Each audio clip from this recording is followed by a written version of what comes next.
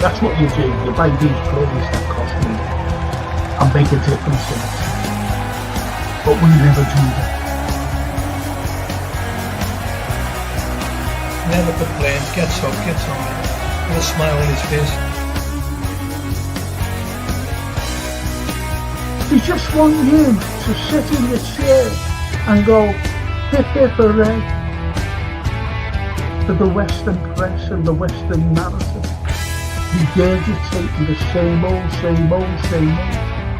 every single day without the truth.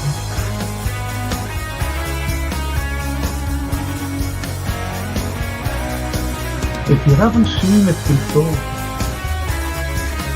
please watch the first two episodes, the second series.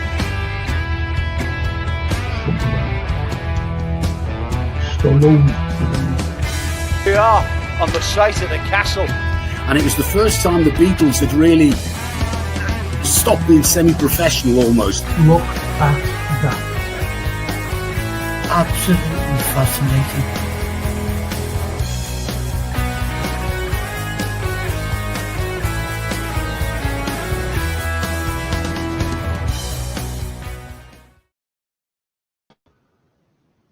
Hi everyone. We all got over there Sunday. Let's hope we have, Let's hope we have. And let's move on. Let's move on about the next game. West Ham. Anyway, good to see you all. To see the comment there. But anyway, just want to say to Gap Painting Services, thank you for sponsoring the Frank Carlyle show. And listen, don't struggle. Please get these people in. I keep reiterating myself. Please get them in because they're superb, the first class, fully time served lads, fully insured lads. They're in and out and do a superb job. Don't struggle. If you're an NHS worker, get them in. Don't be struggling trying to decorate while you're doing long shifts. Just get them in. And you get a special discount, the same as if you're an OAP, an elderly. Don't struggle trying to paint or anything. Get these in. You get a special discount. And that's Gap Painting Services, the sponsors of the Frank Carlyle show. Please get them in. Don't be struggling, okay? Just don't be struggling, that's all. Don't be like me, breaking necks and everything, trying to paint ceilings and whatever. Just don't do it, okay?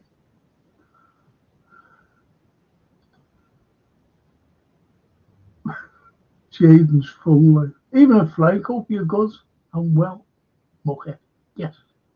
Hope you're well too, okay. Thanks, Jaden. And Daryl Merry. Back to my sexy name.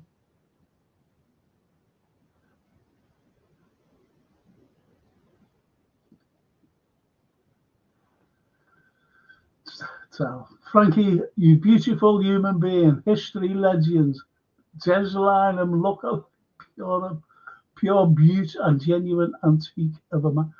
Antique? Never been called an antique of a man. Oh, this is getting on my nerves, this.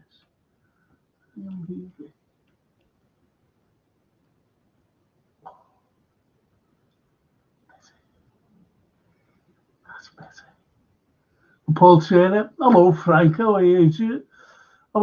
Sorry I've not been on live shows lately, just had issues with ill health in the last couple. Listen Paul, I hope you're better, mate. You don't like that. Not this community anyway. You don't like any of that. Barry the Elders. Even if Frank, back to round you up. Thank you, Barry. I was waiting for that. Anyway, I'm going to bring in. Don't forget, you've got to. I'm not saying you have to, but just press the like because it puts the algorithm up there. Try and do it for us, please. And if you haven't subscribed, because I know YouTube, they take subscriptions off, without you taking them off. And it just doesn't happen to me, it happens to everybody, believe it or not. So you have to subscribe again. I don't know what it's all about when they do that, but I have an idea. I think it's, people might leave, if you know what I mean, but they leave the subscriptions on, so I think it's at random, they just take one off, and to see if they go back, if you know what I mean. I'm not subscribed anymore, so they go. So that's why you have to subscribe again. That's my theory anyway. And it's not a conspiracy either.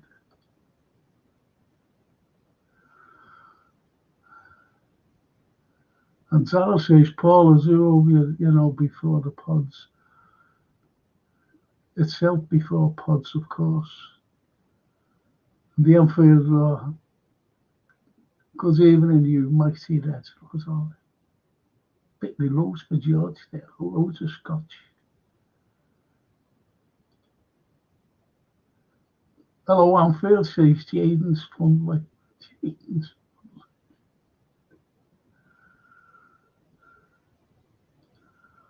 Liverpool are 40, yeah, he's off to Geordie land. Well, if you believe in rumours, I don't know. I'm not believing them. It's like playing with 10 men, says Yusuf. A much better, thanks, mate. This is Paul Turner to Daryl. How are you and your son doing? I hope you are both doing okay. You never walk alone, which is nice. I'm going to bring in this fantastic legend of ours, Mr.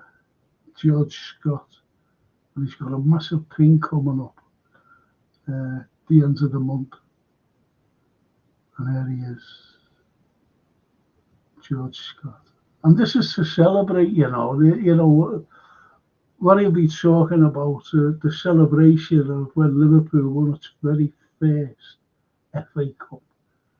We'd never won it before. Never. Been to a couple of finals in it, but never ever won it. Until the great man came along, the Shanks. And he took us to victory over Leeds. Fantastic. And there he is, George. Good evening, George. Hi, Frank. I was just sorting my hair out, Frank. Well, look nice for the audience. No, lovely to see you and all the boys and girls on the chat. Good to be back on again, Frank. Yeah, of course. We'll be talking about, I'll also ask you about, when I bring Dino on, I'm going to ask you about that shambles. Yeah. On Sunday. I'm not asking you yet. I'll just go through a couple of these, then bring on. And what do you make of the whole narrative that the Prem is at its worst this season? We're always going to get that. Like COVID when we won the league. Yeah. You're lucky, teams were suffering from COVID and all that nonsense. Yeah, a lot of rubbish. The Anfield, even if Frankie lads and the legend George Scott. Yeah, now Anfield with a big roar. Well, I'm going to bring Dino in now. Seeing him drinking his tea and eating his biscuits. And there he is. Good evening. Hi, Dean. Hi, mate. How's little Lottie and Josh? Are they all having a look at the dad? Cool. You're So, mute. Go on. can you hear me now? Yeah, I can hear you now. Go on. Yeah. Oh, they're enjoying being off school. Well, that's my little granddaughter's made up that she's off school and she's listening in. And I got a great photograph of her, but not of her, of her mother. And I'll show you it. I think she's wore this out. Just bear with me. I think she's wore a little thing out, look. Quite cracking. Yeah, great photograph, Frank. You know, she just wears it. And I'm paying for her to go to, with her being off school, as Dino said. I was talking to her mother today, and she wants to go up on the tour, of Anfield. Yeah. So I said, I'll pay for that. I said, no problem. So she's going out Friday. She's got a book online, her and her mother, Sophia, and she can't wait. She'll love that. Yeah. And the It's museum as well. Yeah, this is what it's all about, because she's a little red now, and it's absolutely brilliant. Red for life. Yes. Oh, yeah. The ads, they're for you. Mate. Go. Yeah, I've had my whiskies. You're all right. Can have them. I've got the beers. Paul always says the PL is the same every year, and the best team finishes top. Yeah. Great comment. And it is it's the hardest league in the world, club football, and whoever finishes top is the best team, without a shadow. Yep. And it looks like we're going to be finishing top. So, we've been the best team in the Premiership, and they can't take that away. But we've got to win it yet. Got to win it. Daryl, Dinalino, Dinalino from Daryl. Like that one. No one's watching any matches tonight, And Paul says, take each day as it comes. To Daryl, that is. Yeah. We're all thinking about you. That's a lovely comment. A great lad. So George. Yeah. Sunday. I've never, ever seen a performance like that. Yeah, I don't think I've seen one like that either, Frank. I was shocked, to be fair.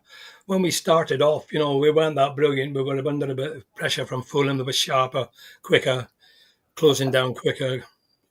And then McAllister scored that great goal. And I thought, here we go, brilliant. We're going to turn it now. It's going to be a 2-3-0 win. Get on top, and it just didn't turn out like that. I don't know for the life of me what happened. We were careless. We weren't winning our challenges in midfield. They were winning every ball. The defence was all over the place. 3 goals, which we gave them, really. They didn't earn them goals, I didn't think particularly. Yeah, it was a great finish from Sessegnon, first time finish, but the ball should never have been near him. So, it was just a terrible... I'm going to try and keep a bit of balance here as well amongst the criticism, because the boys have been quite rightly criticised all over social media, and they'll be feeling it badly, and they deserve to be criticised. But we are 11 points at the top of the Premier League. So I'm thinking to myself, this league, we are going to win it. I've got no doubts about that. We are going to win it. The only question is when, and I hope it's sooner rather than later. And it starts at West Ham. They've got to be up for it. They've got to chase every ball. They get the high press. They've got to finish. And that's the other thing, our finishing. I mean, we could have won that game in the last half an hour. Yeah. We played like champions. I mean, Chiesa hit a shot with the keeper, too close to the keeper. Salah put one over the bar. You'd expect him to bang in 9 times out of 10. And there was another one as well. I think Harvey Elliott hit the underside of the bar. Great shot. Any one of them had gone in, I think we'd have won the game. But I'm not making excuses, but we deserve to be criticised, the boys. They were poor. Andy Robertson, I don't know what he was thinking. with that pass across the goal. And even then he had a chance to clear it and didn't. And it was a shame it ricocheted off him. But, you know, just in Virgil, Virgil, the last couple of games is very unlike him. He's made some sort of schoolboy mistakes at the back.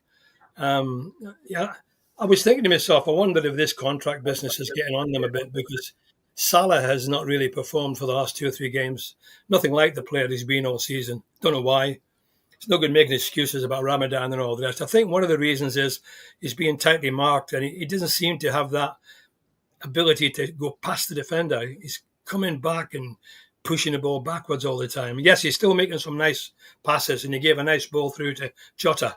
But Jota should have scored. But he should have scored that. That should have been as well, you know. So, but I'm hoping in Saturday, Salah will get his mojo back, and he'll get a couple of goals, and we'll start playing like Liverpool and like champions. No, I think that's a great summary, that, because I was very disappointed. I really was. I was so disappointed watching that watch along, you know, doing that watch along. And I was so angry. I really was, especially the first half. Kept giving the ball away, silly defensive mistakes. But what worries me, I'll go to Dino first, and I'll tell you what worries me. Dino, what's your take on Sunday? Yeah, pretty much the same as George, to be honest with you. I mean, thought we started the game quite poorly. And then, you know, we got a goal against the run of play, and then we just failed to seize the initiative. Started to conspire to shoot ourselves in the foot time and time again. We just bodies being made all over the field, and I mean, you know, it started with Kanate in the first couple of minutes, trying to do it in the start box, and you're just thinking, you know, what are you doing? And then Andy Robertson, you know what I mean, who I actually thought started the game really well, and then he just after the mistake that led to the goal, he just lost his way big time, and then you know, as I say, we just conspired to just shoot ourselves in the foot time and time again, and I mean, it was a poor first half, you know what I mean? But, you know, there was a response in the second half. You know, Conor Bradley came in, he injected a bit of pace and a bit of energy into the team. You know, a lot of great runs from the back across the midfield. So I think having him back and all that's going to be great for the running. Because we missed that natural right side of the defender. Although Curtis Jones done a great job in the derby. I mean, he had a bit of a solid time on Sunday, which, you know, you'd expect because he's not a natural right back. But yeah, we were probably unlucky in the end not to get a draw. You know, but winners, as George said. Well, there's my take on it. Okay, and it's only what you said there, Dino. It's only what you said about, you know, come out with a great second half. And where's what I said during the watch along? Whether anyone's, I know a few people seen it. And here's what I said in the second half time, I'm sorry. I said, they're going to allow Liverpool to come at them. So Liverpool did play well because they allowed them. Fulham allowed Liverpool to play well because they allowed them to come on. And they were just going to go on the counter-attack. So I'm not taking that, to be honest, because Liverpool have been fucking awful for a long time now. And don't give me this PSG nonsense or anything. We were fucking terrible. We beat them over there in the Parc des Princes, but we were awful. And we were lucky to get away with it. They came here, bang, wallop. And so, you know, they've got to be criticised. You can't just say, oh, yeah, you know, and leave that aside. We were awful, and we have been for a while. This is what's worrying me. I'm just a Reds. I watch Liverpool, but I can't go to the game anymore. I can't go to the game because of ill health, and also I can't get a fucking ticket, which is annoying. And this is the problem. This is the problem we've had. Now, I've watched Liverpool from Shankly days. And And we've gone through, when we've had great sides, we have played awful. Even when we've won the league, we have played awful, but not this consistent awful. I've never seen a consistency this awful during like championship winning sides, if you know what I mean. I've never seen it. I've never ever seen it. And I've been watching them. Even before you were born, Dino, I've been watching them going right through. Even in the club. When we won the league, how many bad games did we play? Like, I know we were beaten, weren't we, 6 times at home? Remember that? Mm. We were beaten at home 6 times on the bounce. But we won the league by then. So that didn't count. We haven't won the league now, if you know what I mean. And that's my take on it. And we've got to improve immensely. We've beaten we've beaten West Ham 5-0. Let's see how we perform against them this coming weekend. And this will tell us, you know, if we have improved or if we're going to improve. And that's the worrying thing about me. Anyway, Paul Beck, he says, good boys, thought after the Arsenal result was a good sign to rotate, but failing that cause, he should have changed it at half time. Some shocking events, bit naive, Arnie, I thought. Would you answer to that, George, please? Yeah, I think they should have changed. I think they should have changed earlier. I think one of the things with Arne Slot, he's played the same team all the time. He's depended on the same 11, which in Shankly's day, Shankly did the same thing, but it was different then. There was no substitutes then, and the team picked itself. But our squad depth is not as good as it should be at the moment. But I'll still think when Harvey Elliott came on and Connor came on, it made a big difference. Both of them showed energy and penetration, and things started to happen. It was the same in the cup final when Harvey Elliott came on and Chaser came on. They got a goal between them. So I think he needs to start shaking up a little bit, to be honest, in the next few games. We can't keep playing these lads all the time, expect them to continue to and not burn out, you know. So I'm expecting a couple of changes. I might not see it, but I'm expecting a couple of changes on Saturday, you know, because, you know, we can't just go on. Like, you're right, Frank, the last few games have been poor. That's putting it mildly. Against Plymouth, we were poor, but then again, there's a little bit of justification there because they played a reserve team virtually. So I'm taking that out of the equation. I don't think we should have done, by the way. I think we should have been going for the FA Cup. I think we should have played a strong team that day, quite frankly, and get through. We just threw it away. So I think basically the team need to improve. They need to improve quickly. They all need to get sharper. For example, Szoboszlai, fantastic player. What's he been recently? Not there. Not there. Salah, world's best player, apparently, not there for whatever reason. Van Dijk, best centre-half in the world. Last couple of games, a bit shaky. So he realises that. They all know that. We don't have to tell them.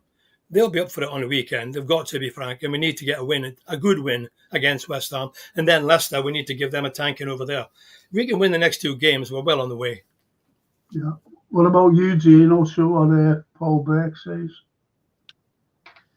Yeah, I mean, in hindsight, you'd probably like to see changes at our time, but I think there's an element with this manager where he wants to give players an opportunity to right the wrongs, and obviously, you know, it took a while for us to get going, and we only started to actually start creating chances when the substitutes came on. But as far as Mo Salah's form goes, is there any coincidence that it's been since Trent Alexander-Arnold's been out of the team and Conor Bradley as well? Do you know what I mean? Yeah. It's like not having that natural right-sided defender with them, because, you know, Salah, Szoboszlai and Trent or Bradley were all linking up really well earlier on in the season and in the middle half of the season. And I think with Salah not having that there is maybe causing Salah to have to do a little bit more than what he wants to do. So that could be something to look at. Like I say, I mean, we were poor, but it was only our first defeat away from home in the league all season as well. Yeah. So we have to also, you know, be a little bit realistic and realise that, you know, we're still in a great position. if we don't perform on Sunday against West Ham and we come unstuck again, I think then it's maybe time to start worrying. But I still trust this team and managers to get us over the line. Oh yeah, well, I trust them to get us over the line, but we've got to vastly improve, and I mean vastly. Have you noticed as well? Have you noticed, Frank, as well? We seem to be a lot of our attacking is being done down the left flank with Diaz, less coming down through Salah's side. So Salah's getting a bit crowded out because they're marking him. They're very aware of him, and it's the same happened in the derby. Diaz is getting a lot of room on the left side to make things happen. So I think he's one of our key men at the moment. Diaz, I think, last two games he's been the one player that's put the real effort in and caused problems. Scored a nice goal as well. Can I say, you're absolutely right there, George, and I'll tell you for why. When we look at the PSG game at the Parc des Princes, right, and he took Salah off. Yeah, and Harvey Williams. And then Harvey Elliott went on the right, and they left him completely and utterly alone. Now, if that same move would have happened, and Salah was still on the right, that would never have come off. He's got 3 men on him all the time. All the time, and people don't realise that, someone had to go anyway. And I said, hang on a minute, you can't say that. I said, we wouldn't be where we are without Mo Salah. No. With his goals and his assists. You can't just say that.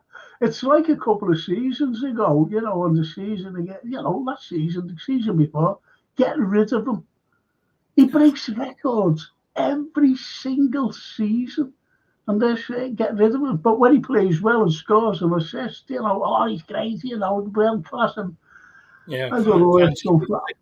Be very fickle fans. I'm not saying our lads here. I'm not saying this community. No, in general. Here, they can be or others I'm talking about. Okay, I'm going to you on this, Dino. And with Barry Aldridge, some people say it's the worst Premier League ever. I still think it's more competitive than many preceding this one. What do you think on that? I think Sunday's result proved contrary to what they're saying. I mean, the fact that Fulham can beat Liverpool, champions elect, and seems like Bournemouth, Forest, Brighton going as good as they are in the league. I actually think that the Premier League's probably the hardest it's ever been to win. Because everyone's capable of it. And if you're not at it, if you don't perform on the day, you can come unstuck against any team. It's like, like in the derby, and they always say the old adage, form goes out the window and all that. And it's never been truer, especially this season. We saw it at Goodison. We saw it in on Wednesday night. You know what I mean? Everton gave as good as they got, especially in the first half. So I actually think that the Premier League now is at the hardest it's ever been. What I will say is that I believe football is becoming a bit boring, and I think teams are being overcoached, and they're turning a really simple game into like Connect Four. You know what I mean? They're complicating it with all these coaching and tactics. It doesn't need to be like that. It's a simple. Like Shankly said, then it's a simple game. You know what I mean? That's what he said. Simple game, giving and taking the passes. Yeah, that's what he said. Simple game. They complicate it with all the different tactics, as you say, Dean, with all the punditry, analysing every move, these diagrams all over the place. Instead of letting people express their talent. You're right. I think this is one of the hardest Premier Leagues as well. The only thing is, City is not on the game this year. Yeah. Fair comment. They were the biggest sort of threat to everybody, especially us. But every other team, we had a hard game against Southampton at Anfield for the first half.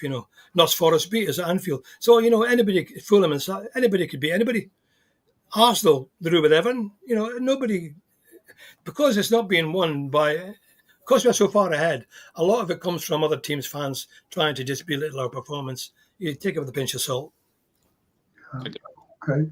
I'm glad what you said there at the beginning when you were talking, George, not just then, at the very beginning of this day, when you said it's highlighted. You know, what's being highlighted is the depth of quality in the squad, and that's why he's picking these lads. Yeah, That's why he's picking the same lads time and time again.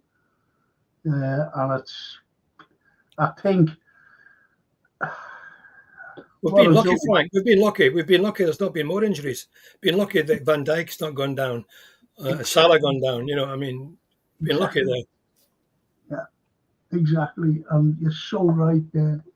You know, the few lads, the French players that have come in, and Bradley is one of them, by the way. You know, he is a fringe player because with Trent leaving, you know, he's going to have that as his spot. Yeah, definitely.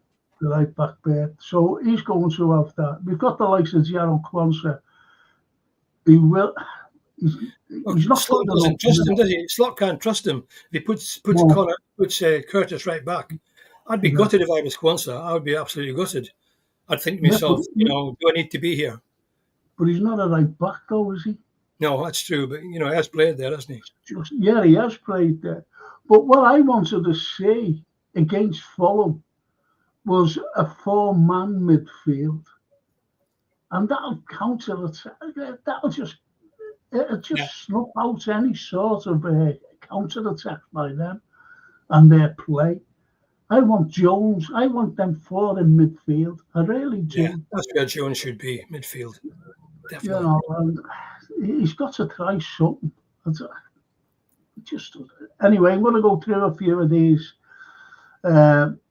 We won most of it. Hang on. We won it most of the season in second gear. Plenty more gears to go from this side, says James. Darryl says, Canate and Robbo and Gravenberch and Szoboszlai were shocking. That's what he said. Elliott and Chiesa need to be played, says Darryl. The Anfield Roar. I'm not being too hard on the players, considering it was our first loss away from home this season. My only disappointment was when me and you and Frank discussed on Sunday, he didn't rotate. We need bodies.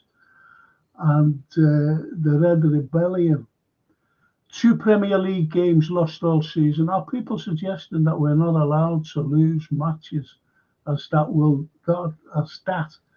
just dumb, or is just dumb? Yeah. No, what we're concerned about is not the defeat on Sunday, Red Rebellion, but it's the games before, and complacency plays a major part on it. Complacency, and that's what we're concerned about. That's what we're concerned about. I don't want Liverpool to get over the line struggling. No. It won't look good on us overall. I want Liverpool to pick themselves up, play the way we should be playing, and we can play, and go out in glory, shall we say. It's a glory, yeah. Exactly. And Dorothy Langham, the defence was a shambles. What was CJ doing passing across the goal and Virgil's poor defender? It has to be said. Yes, great goal by Maka and Diaz. Why was he benched? The informed player, and I like Gakpo, but came on. Salah nowhere to be seen. Elliott unlucky in the bar, but 14 minutes of madness. Slot picked the wrong team. And it was 14 minutes of madness. Oh, you're right, Dorothy. Total madness. That's a cracking comment, wasn't it, really? I will put Chiesa on the field before Nunes, as he looked disinterested. Yeah, definitely. He's down tools, said they on past shows. Nunes down tools about 2 months ago. He's not a Villa game. He's a waste of a shirt. Yeah, since the Villa game, Dean. Okay. Yeah. But you know, it's we've just okay, lads. Yeah, let me just go through these, please. You know, because there's some lads there who The Red Rebellion says, entitled little Nancy's. Maybe some pacifiers are needed. That's what he says. Nancy's. If the likes for Frankie, please, it helps the old algorithm, says the big Anfield Raw. Thank you, Anfield. And I knew what you said about Sophia there, my little granddaughter. Cheers, mate. Evening, boy, says the King. I think going out of the 2 cups in the space of 4 days has knocked the stuffing out of us. If we can't win our next 3 games, we don't deserve to win the league. West Ham, Leicester, Spurs. Yeah, so that's a harsh, that is harsh. I don't agree with that principle, though. If you don't win the next 2 games, you don't deserve to win the league, because the team who finishes top with the most points, regardless how many games you lose, always deserves to win the league. Yeah, that's it, Dean. That's it, Dean. Spot on, mate.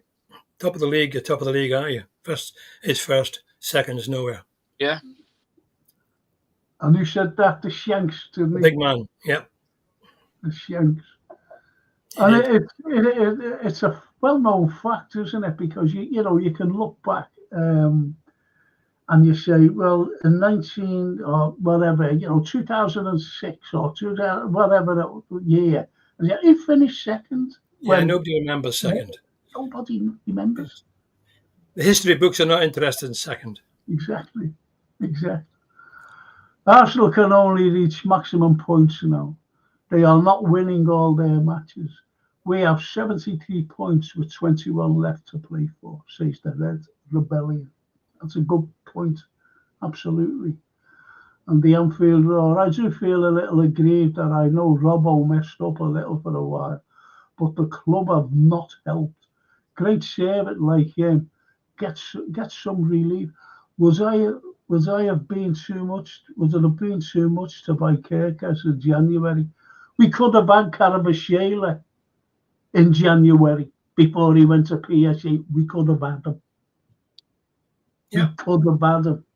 And we didn't want to pay out 57 million. What's the hell? What's that? And this is why you're getting pods and, these people saying, well, there's going to be a war chest of 300 million. It's every season. And this is what irritates me. And people believe it. And the same people who believe it come out and say, I thought we were getting it's the same old. It'll be next year as well. And they came out with the same rhetoric. I thought we were having this war chest. They keep believing everything that's being said. That's what's annoying. Dorothy says, Liverpool have become predictable. Go Route 66 all the time. So slow, too much back passing for my liking. I agree with that. Yeah. Dorothy. Fulham went direct and absolutely bossed the left wing. We are so much better than. That's a cracking. Our build-up's too slow. Our build-up is definitely too slow from the back. Dino, what do you think of Dorothy's? I don't disagree entirely with what she's saying, but we've been playing the same way since the start of the season, and we've got to this position because of the way we're playing. Now, it might not be pleasing on the eye to some people who, because we've been used to Jurgen Klopp's heavy metal football and stuff. So I think people automatically expect us to be able to do that time and time again. But this manager prefers a more controlled, measured style, and for the large part of the season, it's worked wonders. But there is time. Do you ever remember the wonders he worked against Plymouth? It's a bit boring though, Dino, watching. Are they the proper wonders, against Plymouth? Come on, answer me. Plymouth was like a third string team. That wasn't a team, was it? That's a fucking excuse, mate. 16-year-old kid there who played right back, who came on and then he got subbed off again. He probably never. That wasn't a Liverpool team playing against them. This wasn't a Liverpool team. That shows that nine of them weren't playing. Hey, listen, hang on a minute. I said at the time, why hasn't he got any of the first team players on the bench? Exactly, I agree with that. I agree with that. And I said that, and he never has anyone. He had Curtis Jones on the bench, and Jones was injured. Do you ever remember that? Sitting on the bench. He was. He was ill. The young lad came on him off. Young lad came on him off again. He was substituted. We got to remember though. I forget his name now. You got to remember though, right? That it's still Slot's first season, so it was his first time in the FA Cup. He's learning. He's learning the league. He's learning English football still. So we have got to give him a benefit of the doubt. It reminded me a little bit of Benitez when he played a similar sort of team at Burnley in the FA Cup in his first season, and we ended up going out. You know what I mean? I was there, mate. It's not just Slot, though, is it? It's not just Slot. All the managers are disrespecting the FA Cup. It's just not the same as it used to be. They all play weekend teams, and I hate it really. But that's the way the game's gone now. Yeah, but so George, okay, yeah, and everyone was saying, "Oh, we'll be all refreshed for the next game. Oh, this will be great." And we got crap again. That's annoying to me. Don't get too upset, mate. With all this crap coming out of making excuses, I just don't like it.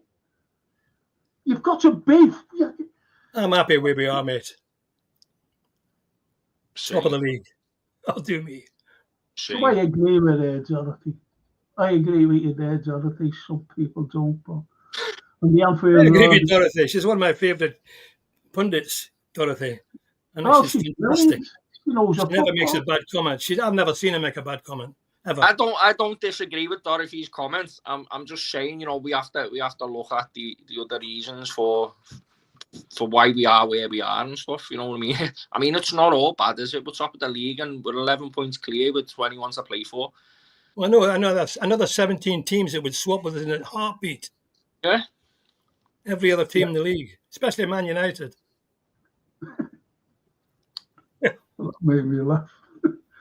The team's so marvellous with very little rotation, and unfortunately, these players look tired, and options on the bench are not helping. Our bench options are crap. Darwin, Gakpo, and who's this DF? Must be Diaz, I don't know. Oh, the defence is 10. Frank. The defence is 10. Yeah. Can I just wade in there a minute? Go on. Right, so I'm seeing comments saying that we look tired and all that, which personally I don't. I think we look out of rhythm. I don't think we look in rhythm at all. I think one of my biggest gripes with Slot is this idea that he's got to give the players so much time off training and stuff. The players aren't training that much. They're only training like 2-3 days a week, and players need to be in training, getting into rhythm. And I personally, for me, if we were tired, we wouldn't be getting stronger towards the end of games. We got stronger in the second half against Everton. We were stronger against Fulham in the second half. So this idea that we're tired doesn't wash for me. Yeah, Dean, there's a pattern developing there, isn't there? Almost every game we're better in the second half. So what he needs to analyse is, why are we not so good in the first half? It's a pattern over the last half dozen games. We come on brilliantly in the second half, but we start off slowly. We need to start off quicker. Get on the front foot. It's like because they're not in training all the time, and they're not in. This is just my opinion. They're not in rhythm. They're not in sync. So they're starting games a bit lethargic, not because they're tired, just because they're not in that rhythm of being on the go and do it. So it's taking them like a full half of football to get themselves going. Yeah, but they're on these international breaks, aren't they? They're going to all these international games all over the world. There's no rhythm in that, is there? When I played at Anfield, we trained in Melwood every day. There was none of this. The internationals were at the end of the season, so the club players played with each other all week. Don't get that now. You're right. They're only training 3 days a week, so they're not getting a sort of this week, hopefully, they'll get a full week where they can train at the academy. So they should be up for it on Saturday, shouldn't they? Tactically, they should know what they're doing. He should be up for it, or every Sunday or whenever we play. Yes, absolutely, Frank. Simple as that. So, Dino, you said, it's the rhythm, and whose fault is that then? If they're not training,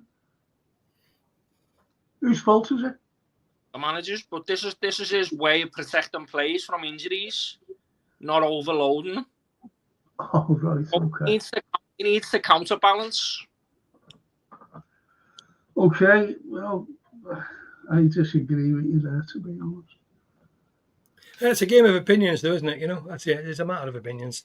Everybody's got their own opinion on what's going on, really, good or bad. Yeah. Diaz, man of the match versus Everton sub on Sunday, says Paul Beck. That says everything.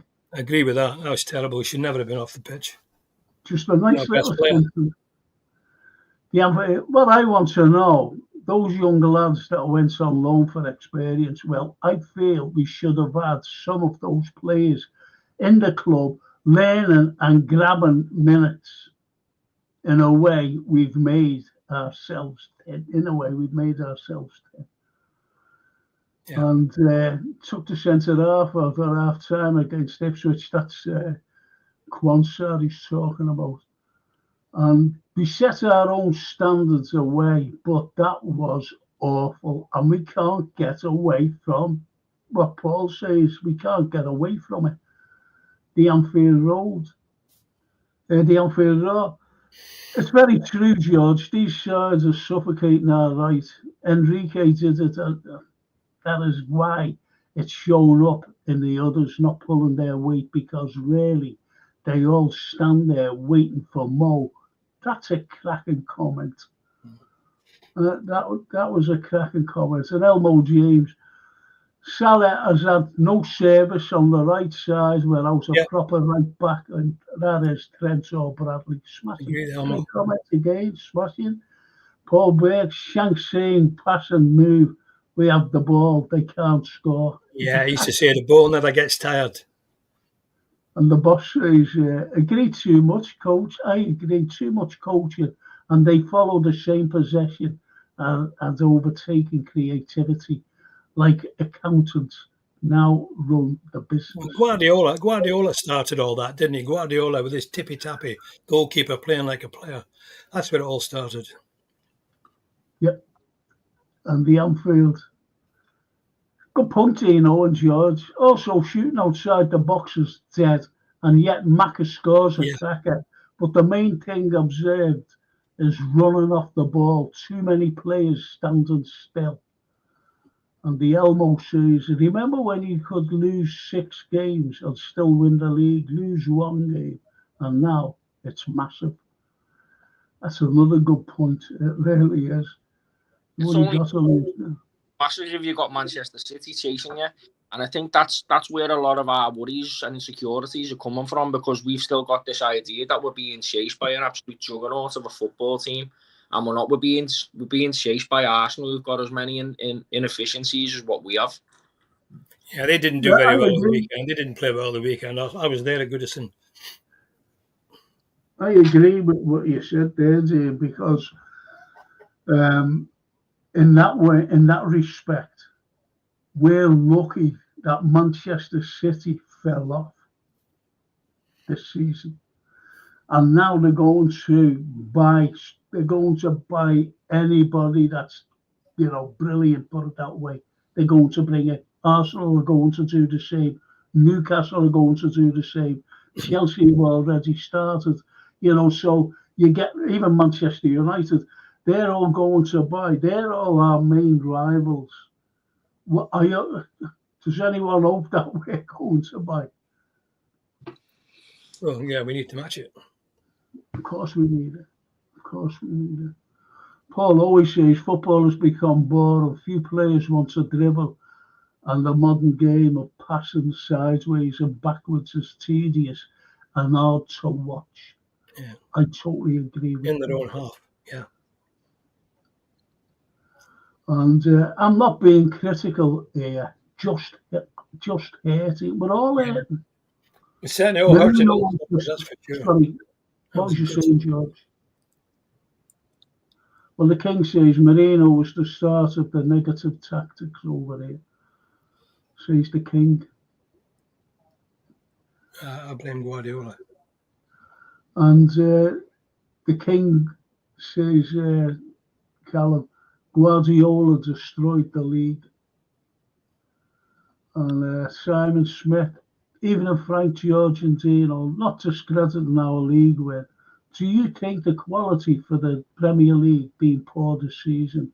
All the games to watch have been very boring, and that's another comment, which is different from everything else.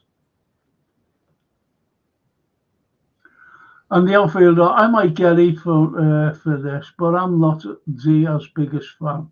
But out of him and Gakpo, I'd sell Gakpo. Gakpo, for me, is beginning to annoy me. I think he's lazy and lackluster. Dino.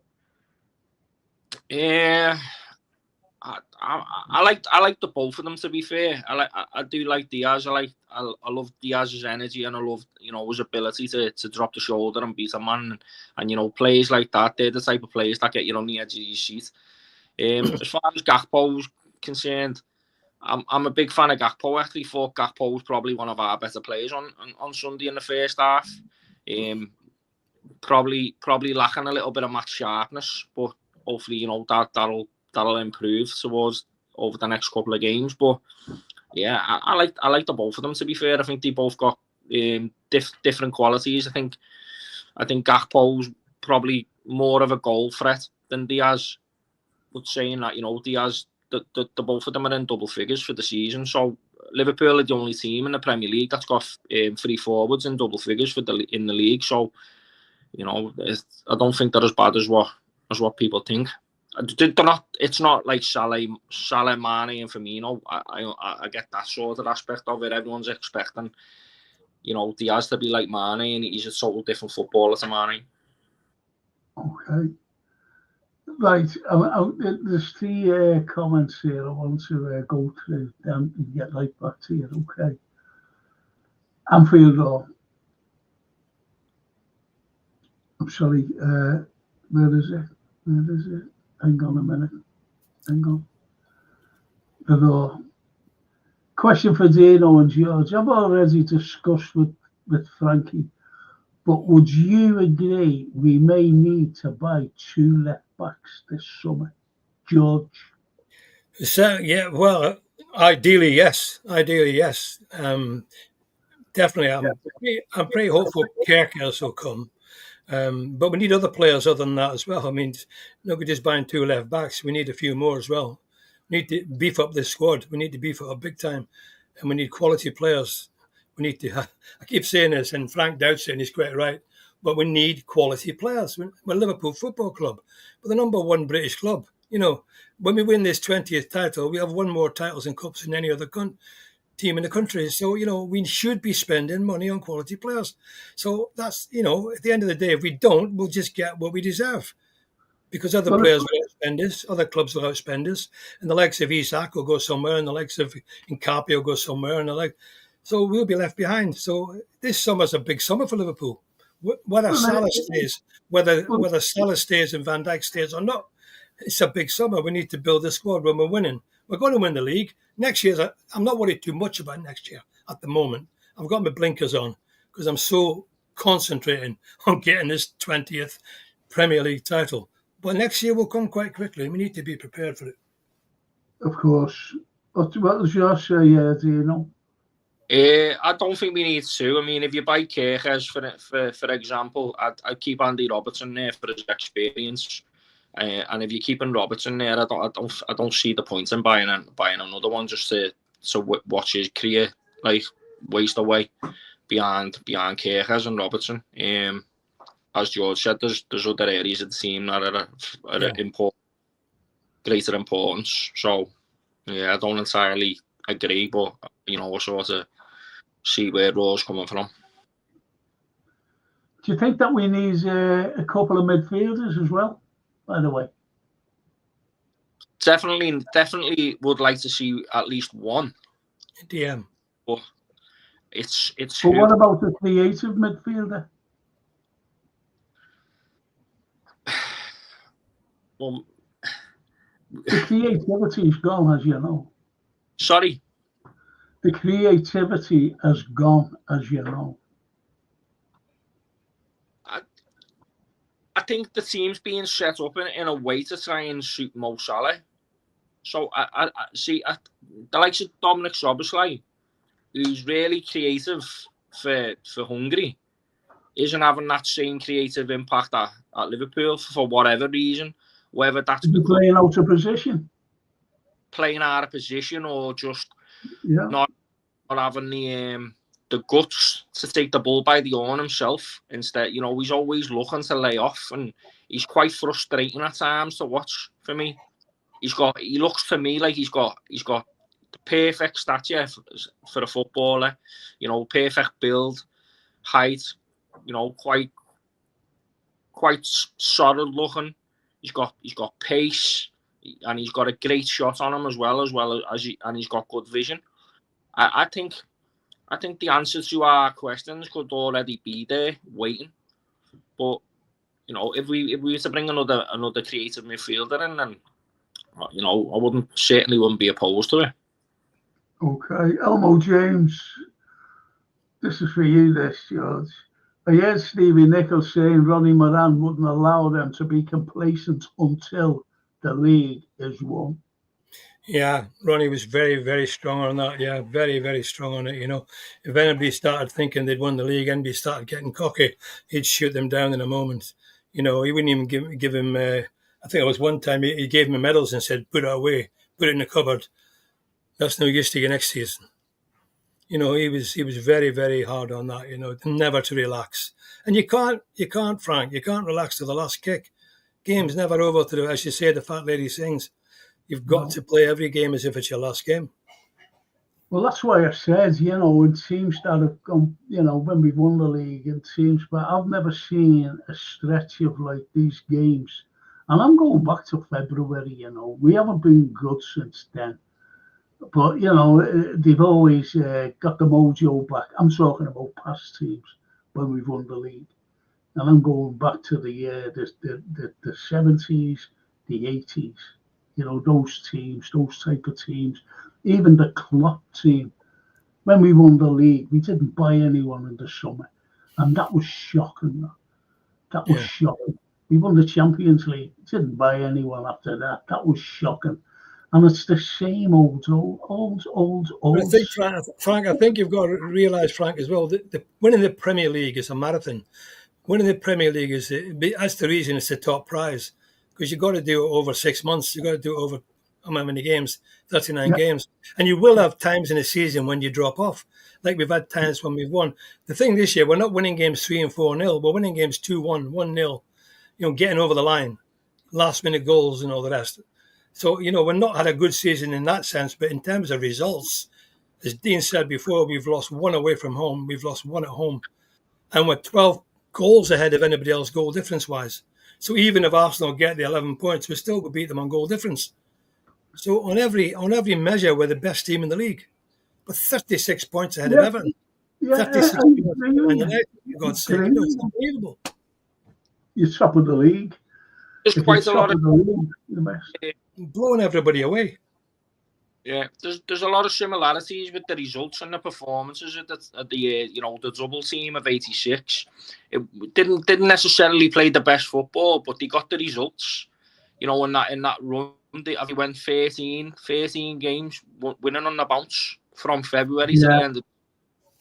But they didn't necessarily play the greatest football, but they just managed to win like 2-1, 1-0 here, there, and every mean. That's what champions do, isn't it? You find a way to win. Yeah. We had world-class players all over the pitch. All over the pitch, world-class. In the 80s, that's why we won the league, mate.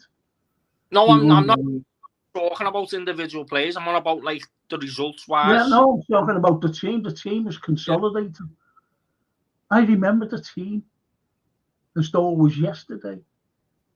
They were brilliant players, world class. That's why I say, they say about Kenny Dalglish, being the greatest and all this.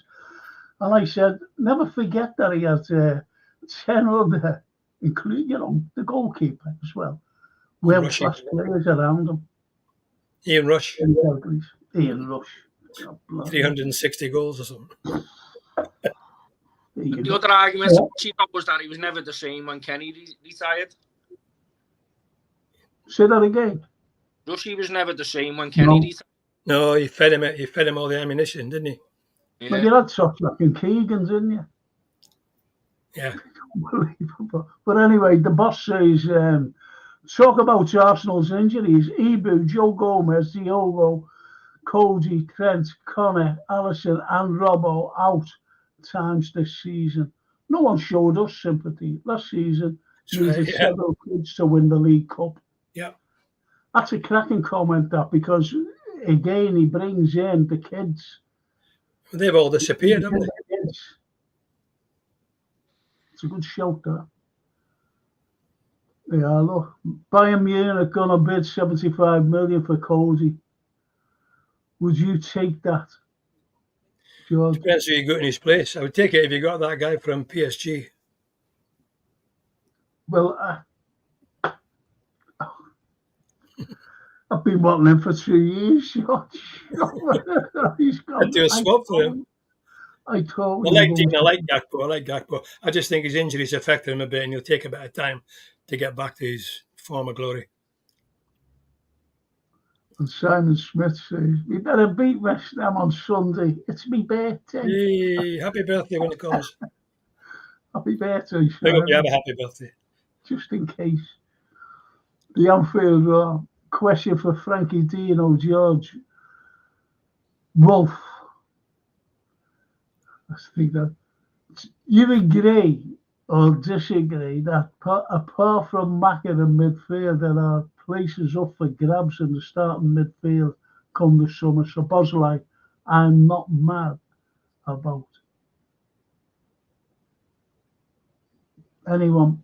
Well, to be fair to these guys, these are the boys that have brought us to being where we are in the league. McAllister, Gravenberch and Szoboszlai and Curtis. They're the guys that have brought us where we are, because they've been, as Frank said before, they're not being as creative recently. But it wasn't a lack of creativity that lost the game for us on Sunday. It was stupid defensive errors. Yeah, but I think there is opportunities there for at least one, maybe two, to come in to support them. I agree with what you said, George, and there is. That's why I said before, do we need another midfield? We definitely need a DM. We need a number 6. I've said that for 2 bloody years. Yeah. And a creative midfield. That'll be on your gravestone, Frank. That'll be on your gravestone. We needed a DM. Someone will put underneath on a grave digger for Frank. Oh, dear. You're right, though. Youssef, he's talking to Youssef, but it's the coach who keeps starting Diogo. Scored a great derby goal, but for me, isn't match fit. Does anyone agree with that, by the way, boys? A wee bit, because he should have scored there. He should have scored with that ball that Salah gave him. When you saw the camera from behind, it looked an opportunity just to drive it past the keeper, and he took one touch too many. Hit it against his arm, Should have scored. Exactly. Normally, you'd expect him to score that. He should never have had that Leno. He should never have had that. He should have buried that. Buried it, yeah. Should have put his lease. And Mo missing that chance. Harvey Elliott, with that. That was unlucky, that shot. That would have been a cracker. That was a destroyed Fulham, that. Yeah, I think we'd have won the game. That was a destroyed Fulham. We would have gone on and won that. That would have gone in. Fine margins. And that was the luck he had, unfortunately. Sunday, the Madrid game, Sheffield last season showed why Maka should be the number 10. Does anyone agree with that? Well, I love Maka. I think he's brilliant. Yeah, I like McAllister. I think everyone's us, don't they? World Cup winner. He can't get better than a World Cup winner. He's a really clever, combative player, and he's got an eye for a pass, an eye for goal, and probably he should get more. It's not his attitude. Yeah. The way he took that ball though in midfield and ran with it. Yeah. And he gave himself room. He knew where he was putting it. Great goal. And he hit it. Steve Gerrard goal, that wasn't it? The same as Steve used to score. It was the best goal of the game, that. The best goal of the game. Yeah. I think the 10-roll probably suits McAllister more because of his lack of pace as well. Because I think when you goal, it's more in your mind, and McAllister's got a really good football brain. Yeah, definitely. And Barry says, it's not how many we lose, win or draw. It's the way we are playing at the moment, guys. I just want to see the lads win convincingly to show the others we were always deserving of the title. Great. This is what we've been trying to play, to be honest, Barry. This is what I don't want to go on. We are going to win it. There's no question about that. But I want to go out, as I said before, in a blaze of glory. I really do, to win this title. And to say, you know, for all the fans all around the country, to say they were great, weren't they? Look what they did. Not like struggle over the line. No. Not like I agree, Frank. We're winning with a winning style. That's what I want. Yeah, absolutely. The Anfield, Callum Defo Macca is a 10, naturally, internationally. I hate seeing him as a number 6 breaking up play. Hats off to his hard work ethic. But for me, better than Szoboszlai. If Dom is a press trigger, put him in the left wing. Someone else has said that, you know. They've been saying it for a very long time. Put him on the left wing. Szoboszlai. Because that's who he plays for Hungary. You can't play great for your country and all of a sudden you come here, you know, play for your club if you put out a position. Yeah, you need to play in that position. With Szoboszlai. But as you said, you know, he's got the physique of a great, you know, of a proper footballer. His physique is there. And he can hit a ball from outside the area. Yeah, he scored a few, hasn't he? He scored a few, yeah, which seems to be forgotten. Slaughter's the new Claudio Ranieri. Yeah, because he won the league, didn't he? Yeah, he did. I'm going to add these 2 questions right through to you now. All the Plymouth game showed, this is the Anfield, is how fucking thin the squad is. It's a squad of 14 players. The rest are not good enough for the club. That's what he says. Dino, says Dorothy, I take your point, but is there really the need, emphasised, to be inviting opposition teams to intervene and have a few shots on goal in the process? I don't mind some back passing when required, but Liverpool seem to think they have all the time in the world to beg. I think that's the bugger about it at the back. Say she doesn't swear as Dorothy. Know what I mean? But that Anfield Road does. So I have to apologise for what Anfield Road says, Dorothy. Red card. Good. So getting back to what the Anfield says there, it's proven that the rest of them are good enough for the club. This is the Plymouth Argyle, and I said it at the time. I said it. They were all screaming for Chiesa this, Chiesa that. And I reminded them that he played against Plymouth and done absolutely nothing. I also reminded them that he played against PSV and did absolutely nothing. And these are fun games. Then he comes on against Newcastle, you know, they were tired. Any team that's tired, and especially at Wembley where it takes it out of you in a cup final, he's going to look fresh and everything else. And he scored a good goal. And they're all screaming for Chiesa to start. I'm not saying don't start him or anything like that. Don't get me wrong. But I think they're putting too much emphasis on Chiesa, because if that lad started, say like against West Ham and had a terrible game, what are they going to do? They'll turn on. This is what fans are like. They'll turn on. Yeah. And that's what I don't want to say about Chiesa. because I think he's a smashing lad. He smiles, he's made up.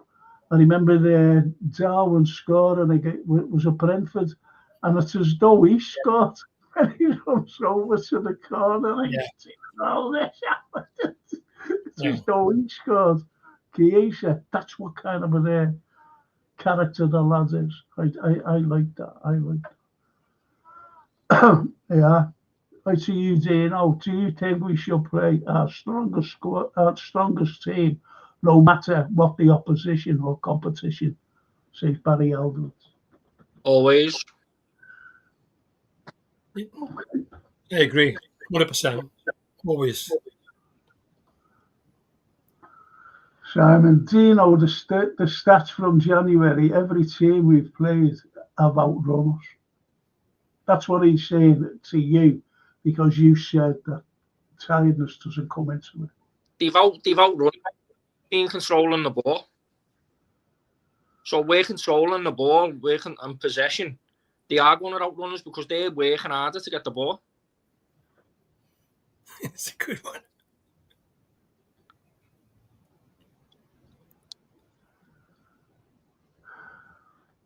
The Anfield, the first 11 is tired. You won't agree with that, do you know? Only improves when he subs players. That's why we're finishing stronger. But the first 11 look tired mentally. I think a couple of weeks ago, before the international break, the players looked tired, like genuinely looked like goosed, like they had nothing left in the tank. But since they've come back, they've had extra days off. So tiredness doesn't stand now. It's not an excuse. And now that they're going to be playing Sunday to Sunday for the next till the end of the season now. Yeah, but there's no in between. There's no, without the Champions League, without the FA Cup. So there's no like. Yeah, they should be super fit now, Frank. The young lads, they're all in the 20s, apart from a couple. In the prime of life, super fit athletes. Yeah. How could they be tired? The problem for me is rhythm now, because they haven't got those games now. They've been used to playing every 3-4 days a week now since August, and now it's down to one game a week now, and it's just now about keeping them in rhythm. So with Slot and these training methods that he's got now, he needs to change it up and have them in every day and drilling them every day, because if they're not in rhythm, then these performances aren't going to improve anytime soon.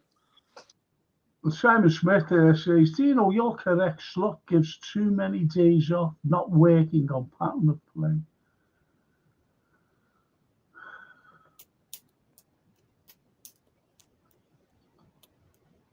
I think he's done that to manage injuries, says Elmo. That's exactly why he's done it, and it does have its benefits. It keeps, we've been able to... You had a big long list there before. No, I mean, how many of those injuries were muscle injuries, though, and not impact injuries? So you can't legislate for impact injuries. No, injuries don't, still injuries, mate. But they are. You're gonna get niggles, but compared to the likes of Arsenal, who haven't played. Look at Trent. How long has he been out? How long was look at Bradley? How long has he been out? He's been injured a few times this season. Yeah, Bradley suffered with injuries all his young career. Jota the same. Jota broke his rib, Frank, from an impact injury. I know, but he was injured before that, remember? He was out a few months. He got injured in October against Chelsea, and he was out then for like 8-9 weeks. And most players are injured now with hamstring injuries, mostly hamstrings. Yeah. Anyway, Gakpo has gone off it now, says Edward. Got decent goals, but hasn't been good for a while now. Well, he's been injured for about 2 months, hasn't he? He got injured against them. Yeah, does anyone agree with that? It's very hard to say. Can't be good when he's on the injury list. Ron Davison, there you go. Let's get Frank's likes up. Thank you. Thank you. Steve, Let's go, champs. Yes. Champs, good lad. And Steve says, full man of the match were Jones and Robbo. I think that's, I don't know who's been genuine there. Fulham's man of the match, maybe. Hey. Robbo was probably Fulham's man of the match. Yeah, he was, unfortunately. Sadly. And Canate and Virgil. Trying to do a toss up between the three of them. He was trying to do a Johan Cruyff turn in his 6-yard box. Yeah, there's something for you, lads. Yeah, Johan. There's something for you. I don't know what goal it was actually, but at the moment I thought Kelleher should have come out to that lad who put us in. Went through his legs. He should have come out like Allison does. And this is just my opinion. If Allison would have been in goal instead of suffering from concussion, he would have got that because he would have made himself big. How many times has he done that? But he was static on his line. Yeah, I don't rate him, Frank. I've told you this before, mate. I don't rate Kelleher as highly as what others do. I just don't see it. I think he's too small for a start. He's not the biggest. No. It's cost us a couple of key goals, hasn't he? It cost us a key goal in Newcastle. Yeah. Yeah. The Iwobi one that gets a slight nick off Robertson. It doesn't really go much that far away from him. I think Alisson saves that one. Yeah. He's made some great saves, Alisson, over the years. Kept it in the game. He's been an incredible goalkeeper. He's the best in the world, in my opinion. Yeah. Hope he's playing on Sunday. And that was a shame about the concussion he got. You know, that's must the be way better by now, surely. It's a month ago. I think Kelleher fills Van Dijk and Canate with confidence, to be honest. Yeah, you're right. With Ali behind you, you're much more confident, aren't you? Yeah, definitely. Ron Davidson says, I think they played yesterday like they'd already won the league. This should be a wake-up call. We'll see a different game on Sunday. Yeah, right. I said they looked arrogant. They looked totally arrogant, and for Van Dijk especially was really, really nonchalant. And for Van Dijk to allow that Muniz to knock him off the ball like he did, just so on Van Dijk like. Yeah, it was uncharacteristic, wasn't it? Totally uncharacteristic. And Steve says, Jones' experiment at right back has to be terminated now. Play a defender at right back or play 3 at the back. Yeah, that's right, because it's a skillful position. It's you've got to be seeped into that position, know your angles, know how to go, where to stay, when to go. It's very difficult. He did well against the Blues, but he was caught out a bit against Fulham, I think. And as brilliant midfielder. As Steve says, Frank, Robbo, doing what he does best, help the opposition. He just said he was man of the match a minute ago. Yeah, I don't think he meant it, though. He's messing. That's higher. Oh, was he? Yeah. Could you see that?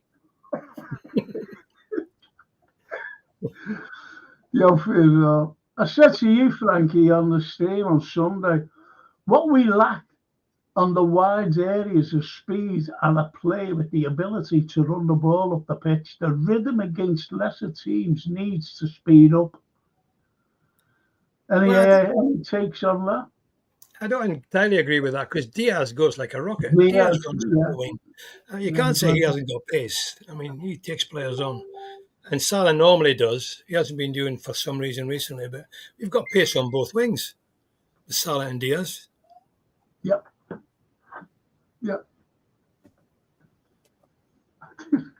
Just my opinion, Anfield Row. We have a long rest now between games. We win all our games till the end of the season, says Steve. Brilliant. That would be great. And the Anfield Row says, that was Diaz's first goal in 16 matches the other day, and Gakpo injury aside hasn't scored in 12 matches. That's you got to give Diaz a break there, mate. He's been our best player the last 2 games. I thought that is not something I'm envious of. scored against Wolves at Anfield. I have no problem with Diaz. Brilliant. No, I haven't, I'm being honest. And as I think it was Paul Burke who says he was our man of the match and he's benched the next game against Hull. Crazy. You can't have it both ways. And I've said, you've heard me saying this, George, loads of times. Last season and the season before, when our defence has been under pressure, the ball got lobbed out to Diaz, and he was right up there with the ball in the opposition area, to relieve the defence. Yeah. That's what I've always said that. He's very skillful, and he gives 100% every game. Yeah.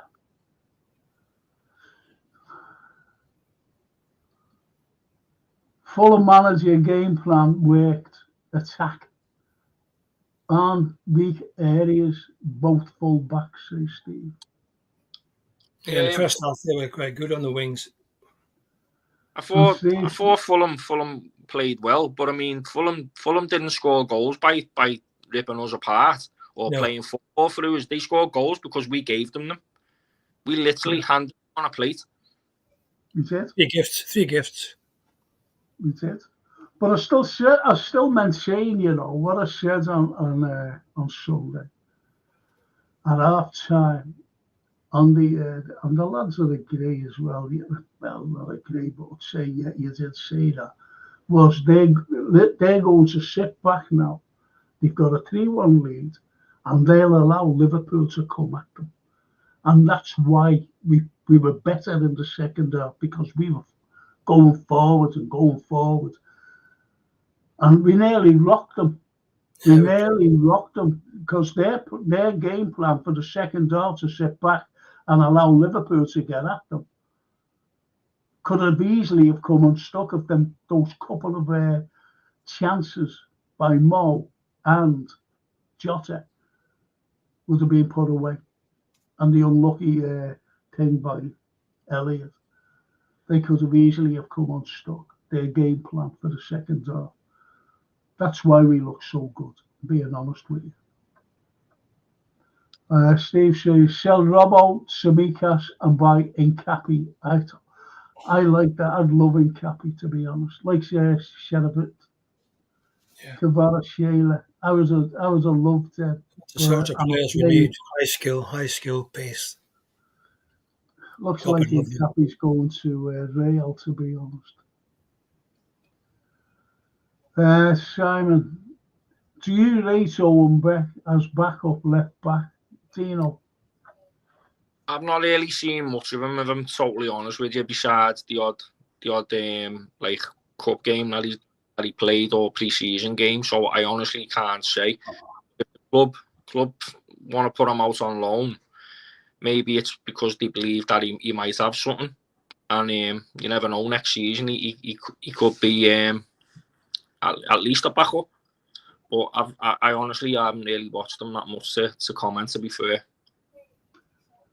Simon Smith says, I'd like to buy Eze for number 10 for 35 million. He's a class player, isn't he? Deal Malfoy. You probably for Palace. Go on, Dino. They probably put a 1 before the 3 and the 5. Palace now on Eze. Yeah, they want more than 35 for him. A lot more than 35 million. That's what I mean, like this Hughes fella, for example. Now, when he was Bournemouth, and bringing in players, he got them cheap. But with Liverpool, the price just goes straight up. It just right up there because Liverpool are interested. And it's as simple as that. And he's got to understand, Hughes, that he's not at Bournemouth. He's at Liverpool Football Club. It'll be very interesting to see if we are going to bring in players who will go after. Now, that lad, Simon, he said Incapi. Was it Simon? No, Steve. I think Cappy is absolutely brilliant. I'd love him. And he can play two positions. He can play left back and he can play left-sided centre back. And I always remember Virgil at the beginning of the season saying, what we need is a left-sided centre back. That's what he said. Someone who can play left side. And nothing happened, as usual.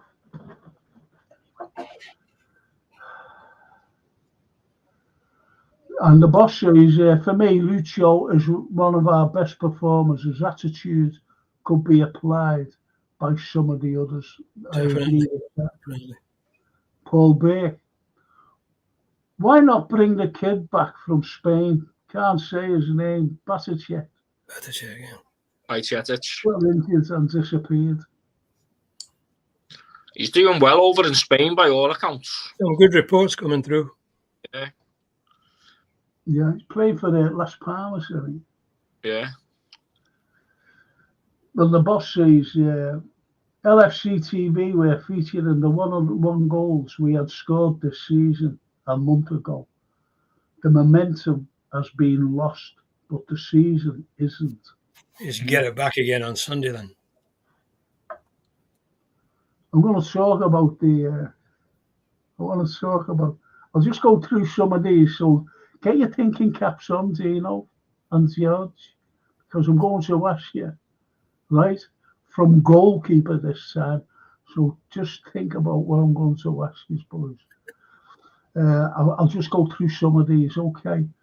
Steve says your best 11 wins a lot of games, but quality squad depth wins you trophies.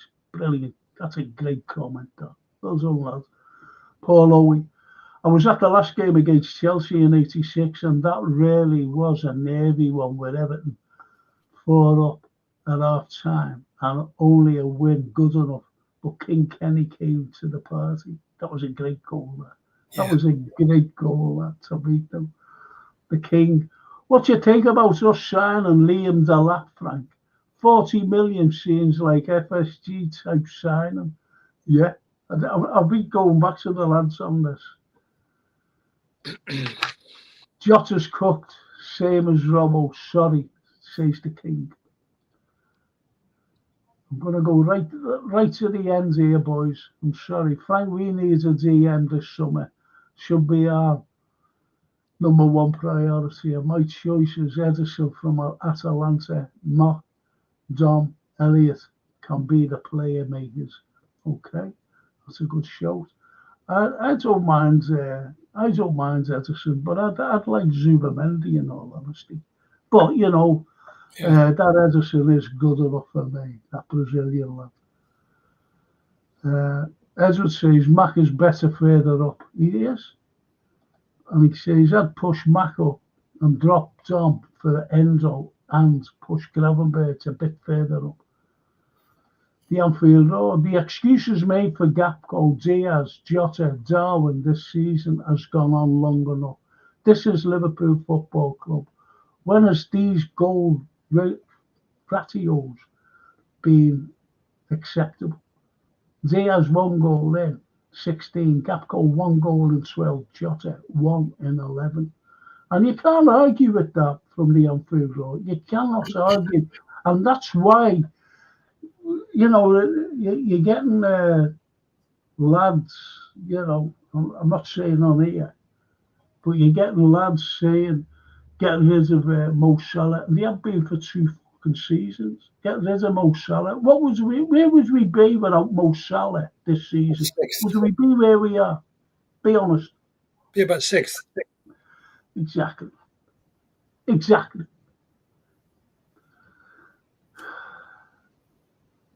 Green midfield next season. Edison, Gravenberch, double pivot. Mo, Mac, Gakpo, Isaac in a 4-2-3-1, says Steve.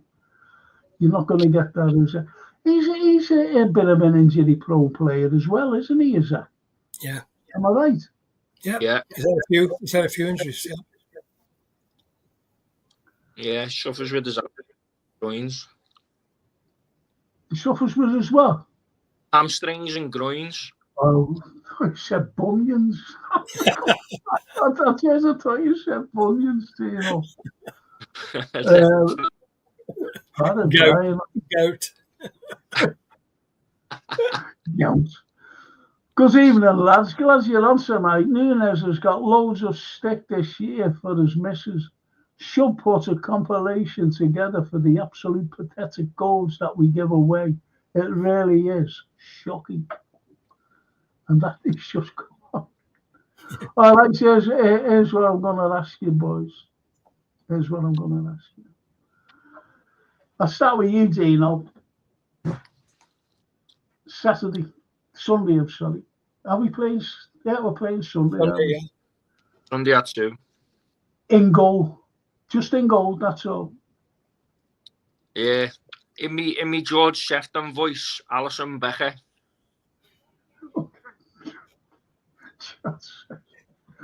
Go ahead, George. In me George Scott voice, Alison Becker. It's an obvious choice, isn't it, really? George, to you, who would you put at left back, Samikas or Robbo? Well, you know I love Robbo, fellow Scotsman. After the weekend, I'm beginning to think. No, I'd play Robbo. I know I probably should say Samikas, and you'll say I'm biased. Probably I am, but I'd play Robbo at home against West Ham. Okay. Dino. Yeah, Andy Robertson as well for me. I mean, I thought he was great against Everton. I thought he was playing well up until his mistake on Sunday, and then obviously, we just let it get the better of him, and he lost his way big time. It can happen. Okay, so now what you've got the right back. Now Bradley's fit, so he's bound to play, especially after what he did against Fulham, right? So he's bound to play. To you, Dino, 2 centre halves. Who are you going to pair there? Ibu and Virgil. Okay. George, the same. It's got to be the same. I don't think we've got much alternative. No, we haven't. And that's the problem we've got. I'm glad you said that, because that's the problem we have. We've got no alternative. We've got no alternative left back either. I'm sorry to say. Okay. Midfield, who's going to be your number 6? Ryan Gravenberch. Okay. George? Yeah, I think Gravenberch is the most likely one to play there. Okay. Who's going to be your number 10, George? Do you know, I'd like to see Harvey Elliott start. Maybe the chat might not agree, you might not agree, but I think Harvey Elliott deserves a chance to start. He's full of running. He's got creative skills. I think he can score goals. So I'd like to see him playing. I'd like to see the lad give his chance.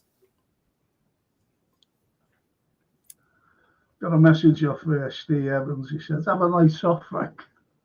Yeah. That's all last night. That's Saturday night. Okay, what about you, Dino? Yeah, it's going to come across like I'm copying George and I haven't got my own mind. But yeah, I was going to say Harvey Elliott as well. I thought he was really good on Sunday, to be fair. And I always say this, that Harvey Elliott is better coming off the bench rather than start. And that has been the case, Frank, you're right. But I think the lad deserves a chance to start at home. Get him on there and see what he can do. You can always take him off if it's not working, to go the other way. But he's always going to give you 100%. He's always going to run. He's always going to challenge. Skillful, doesn't waste a pass. And he can score goals. He's not averse to having a shot. Okay. Okay, well, you've got that. So is Szoboszlai's going to be dropped then, and Jones?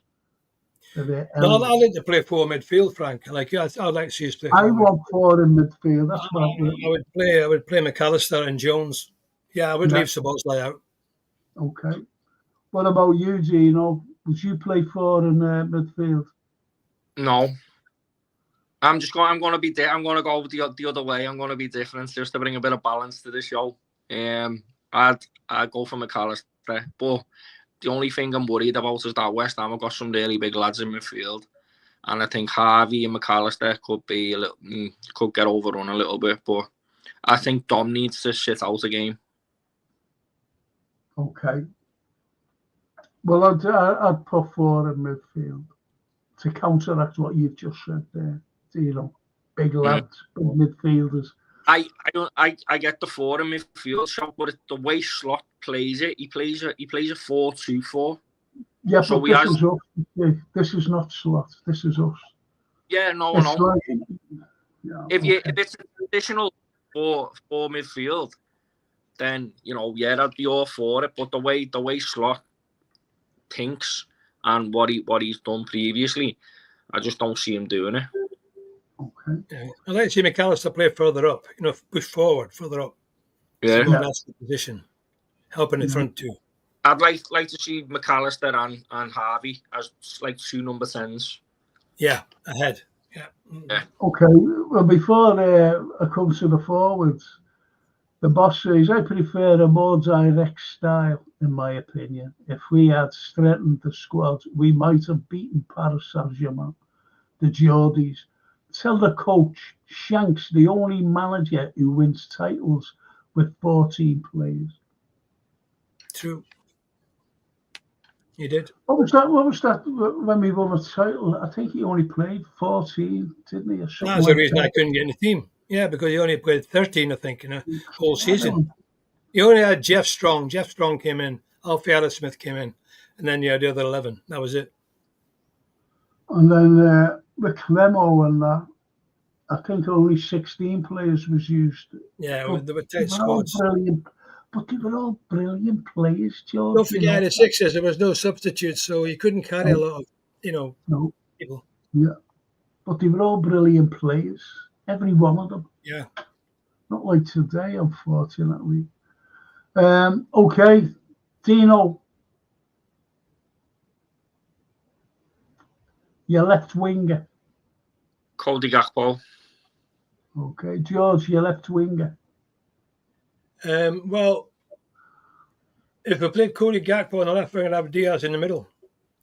I wouldn't leave Diaz out. Whatever. He either plays for me on the left wing or he plays in the middle. So is Salah not playing in your teams then? No, I'm talking if you're going 4-3-3. No, we haven't picked the 3 yet. If it was only 2 up front, it'd be Salah and Diaz. Okay. If it was 4-4-2. See the way George just comes in there. I only asked who's going to play on the left and he's wanting Diaz. Why did you just say Diaz, George? Diaz. Okay, Diaz. Diaz. Diaz. Gino, I'm sorry. Who's you have on the left? Well, I was beginning to think that you were going to play with 12 men. So, I'm going to have... I wouldn't mind playing. We're not playing with 4 in midfield now. This is what. So we've gone back to the 3 now.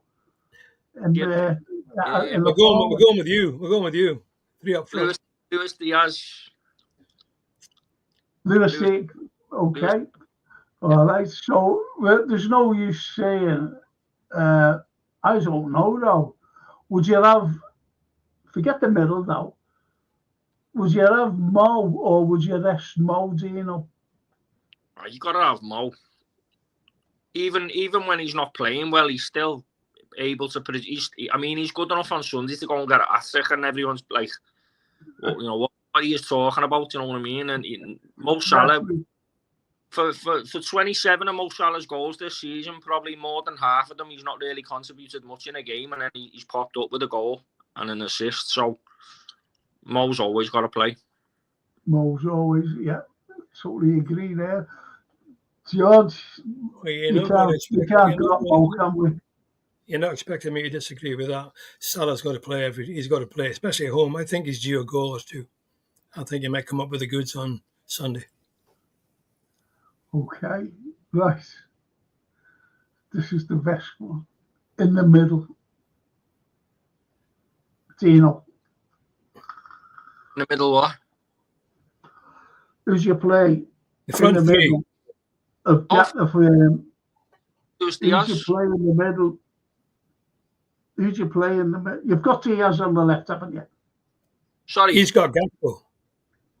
You've got Gakpo, haven't you? Diaz up front with Salah on the right. And who have you got on the left? I thought you said Diaz on the left. Gakpo on the left. Oh, okay. Diaz. George. Okay. George. I've got Diaz on the left and I've got Salah on the right, so I would say I put Jota. Okay, Jota. Well, there you go. Because Gakpo and Diaz are interchangeable on that left wing. One could play half a game, the other one could play half a game, depending on how it's going. Well, I'd have Diaz on the left, I'm being honest. Yeah, I would. But all day, rather than Gakpo, to be honest. Rather than Gakpo. But as someone said, I think it was the Anfield Row, about Szoboszlai on the left. Yeah. Think about that. Okay, Barry. Fellas, do any of you think we will get the required vote? Because I can easily see 6 players we need and 6 that can leave. Dino, come on, Dino. The war chest is going to be made up of players of outgoings. That's your war chest. So whatever we make through sales is going to be reinvested in new acquisitions. Yeah, that's the only way they're going to play it, isn't it? Really. Well, that's the sell to buy policy, though, isn't it? That's the model. That's the way they work. Sell to buy. That's it. It's as simple as that. And there's like players. Do you reckon Joe Gomez will go this year or what? I hope he doesn't, because we need him as a backup, really, don't we? When he's fully fit. But I think he might do. Get some money for him. It's the problem, isn't it? And I think who goes. And he wanted to play first team football. He wanted to play regular, which he's not getting a chance at Liverpool. See, we've got one player that's going. Nunes. No. I mean, we know that one player is going, and we're not going to get a penny for him. And that's Trent. Yeah. You know what I mean? So he's gone out of the equation of getting money into there by somebody. So we've got Nunes to go. He'll be going, unfortunately. I think Jota will be going as well. I really think that Jota will be going. They'll get good money for both those two. Reasonable money anyway. And possibly Diaz. Because there's Barca, they're wanting them. They do want Diaz, Lucho. You got no money? Yeah, but he might get it from somewhere. Or somewhere. I think he'll go. I really do. And the owners won't stand in his way because money's coming in. Because they're not going to spend he's worth a good fee. Edward says if Salah was a striker, he'd be in the middle and be involved more. And if the ball was on his side, well, he'd be involved more. There you go. Steve says she broke FSG, still ain't got Trent, Virgil and Salah on new deals. And now they are making low ball offers to extend Kanate deal. Kanate turned them down. They're not making low ball offers. Kanate's wanting an extra 180 grand a week on top of the 90 grand a week that he's on now. And if I'm being honest, Frank, he's not worth it, and his performance on Sunday showed that. Yeah, he's been a bit dodgy recently, hasn't he? You know, even against PSG, he couldn't last the extra time. And he's injury prone. Exactly. He had to hobble off, didn't he, in extra time against PSG. He wasn't injured. He played next game. And what Barry said, you know, about the war chest, Brian says no chance, not with FSG, mate. and the Anfield. Question for George. George, you was a better player than Jota and Darwin. If you was playing in this side, what would you do to make a mark in the team? I'd assume you'd get and give it and have a go. You're very kind. I know Bill told me I was the 12th best player in the world, but I think you might be stretching to say I'm better than them. Bottom line is, what I would do is I always did when I played. If I get the ball in front of goal, I would steady down and pick the spot. I wouldn't just hit it. I wouldn't just hit it and hope. I scored a lot of goals in Central League, and I used to take it through. And the keeper came out, I'd put it past him. I wouldn't just hit it and hope it would go in. And I think that's what Nunes does a lot. Jota doesn't do that normally. He does pick his spot. He's a more natural, gifted goal scorer. But all the great goal scorers are like that. Rushy was like that. Rushy went through the middle. It was a goal. There was no doubt in it. It was a goal. If he went into that box with the ball, the keeper wasn't going to save it. But not like Nunes. Unfortunately, he just gets in. Sometimes it works. He bangs him in the corner, like Newcastle, and it looks great. But 9 times out of 10, it doesn't. So that's what I would do as a striker. As a midfield player, I would do a bit like Elliott. Run my heart out. Don't give the ball away. Keep possession. Do you know, I was watching LFC TV, that gold rush thing, and it was Emil Lesky. Some of the goals he scored, absolutely incredible. I know. Incredible goals. And, you know, he's one of those players, I think, this is just me, I took for granted. You know, at the time when he was playing, I used to say, you know, well, that's what he's there for. That's what I used to say. Yeah. And yet, if we had him today, the way he was, I'm not talking about Russia, you know, I'm just talking about him. And if we had him, blimey, you know what I mean? You know, like what Darwin's missed. You know, goals like that, what he's missed. Or Robbie Fowler. Yeah, no, I'm just saying about Ivano, because that was his name, wasn't it? Emil Heskey's name, Ivano. Oh, big Heskey. Yeah, Heskey, that's right. He did. He scored a lot of good goals. He's fantastic. Powerful centre forward, Emil Heskey. Yeah. And he could laugh at the ball. He won the treble. Yeah. Him and Michael Owen were unplayable that year. When they were young, yeah, brilliant. Michael I love Fowler. Fowler was a classic player that made it look easy, picked his spot. Fowler was every time. Michael Owen was absolutely an amazing player. When he scored that goal for England against Argentina. That goal against Argentina was incredible. He dropped his shoulder, went past them as if they didn't expect that Argentina. No. Shocked them. Same as Arsenal in the 2001 final. Yeah, I was there behind the goal. One of the best passes in that game was from Paddy Berger. When he just looked up, he's bringing the ball out of the defence. We were under pressure, and he gave a cracking ball right up to Michael Owen, and Michael Owen ran onto it. Yeah. And that Lee Dixon was trying to, you know, drag it, keep up with him, and he's just too fast and wallop, goal, second goal. That was it. Won the cup. And that's what big players do, isn't it? Same as Gerrard in 66.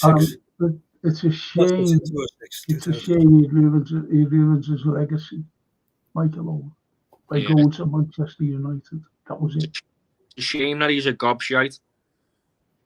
Yeah, it's a shame that he turned into a Man United player.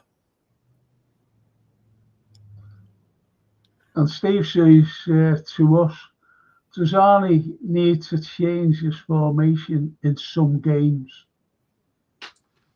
But he does sometimes with the substitutes. He's been quite successful with substitutes this year, generally speaking. But that's the only time he changes it. What about you, Dino? Does he need to change his formation?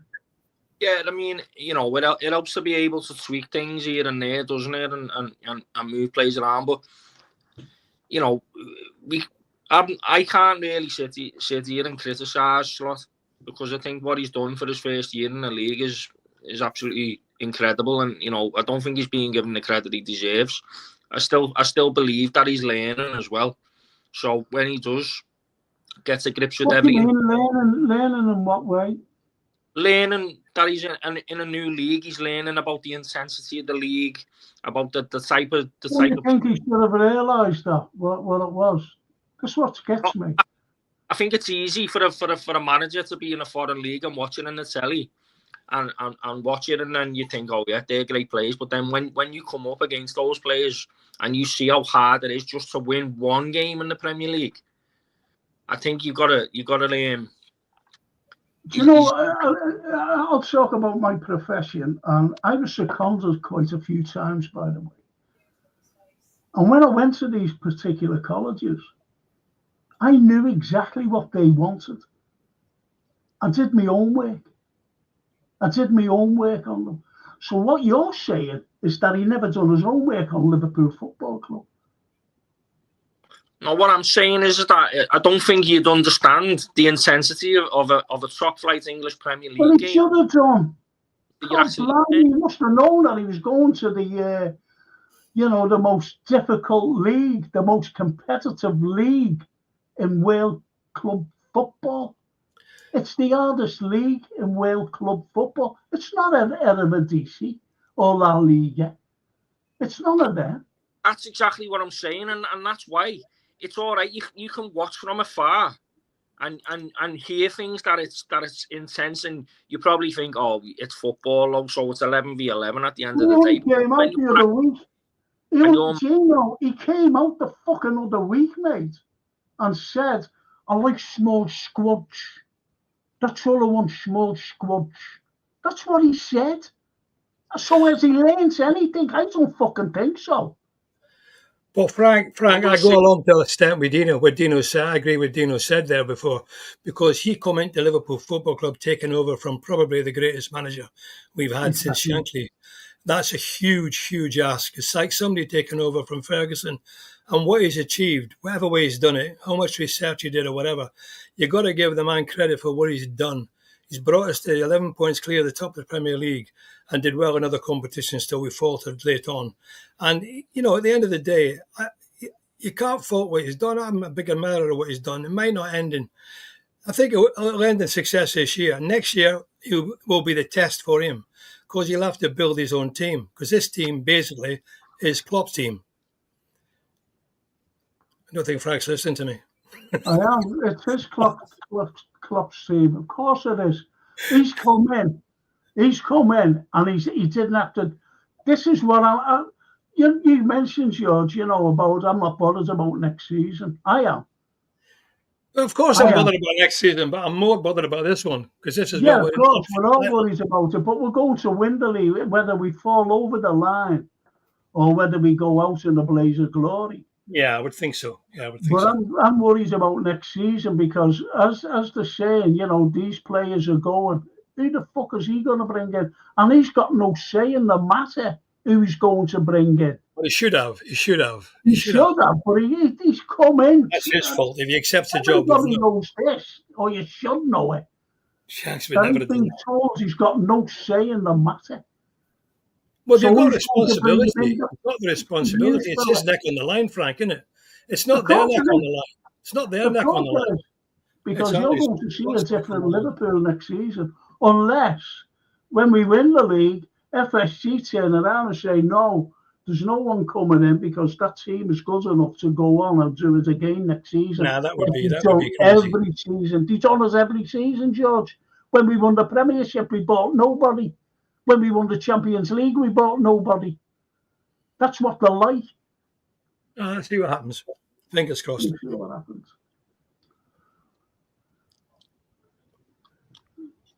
It's great, this, isn't it? Love it. I don't think Salah has the pace to beat this man anymore. The same with Diaz. He can never get across in because he can't get around the full back. So I agree with Anfield Road. Yeah, good man. Change the IBR. Don't. Alisson is the best keeper, says Paul Howie, in the world. But Kelleher has been an excellent number 2. It's not easy coming in for 1 or 2 games and then not playing for 2 or 3 months. That's a good comment. point. Yeah, fair comment that. Fair comment that. But you know, you can't like if Alisson was always fit this season, always. I don't think Kelleher would have got a game unless you know in the Caribou Cup and all that. Yeah, that's what happened last year, wasn't it? Yeah. Steve says Robbo Gomez Jones should have been sold. I disagree. I disagree with you there, Steve, because I think Jones is a great player. Whether anyone disagrees with me, that's fine. I just stick to what I say. No, I agree with you there, Frank. He's a good player, Jones. Top player. Good point, says the outfield to the IBO. Mo isn't the fastest on the wing anymore. There is definitely a drop-off pace. He may not have that elite speed he once did from the dead start, but these others don't bloody help. And Paul Berg, my old mate, he says, bit harsh on the goalie in my humble opinion, boys. Canate didn't hit a simple ball, and we collapsed for 15 minutes, and he's spot on there. Yeah. Not just because he's a friend of mine. Oh yeah, look. Have a nice off. Behave yourself, you. And the boss, Steve, you never want get agree about Curtis at right back, but that's Dutch coaching. They want the ball players in every position, but I would have tested Endo in the back to stabilise the defence. Others are lacking or absent. I'm going right down to the bottom. I'm going to finish here, boys. I'm sorry I have to. And hello, mate.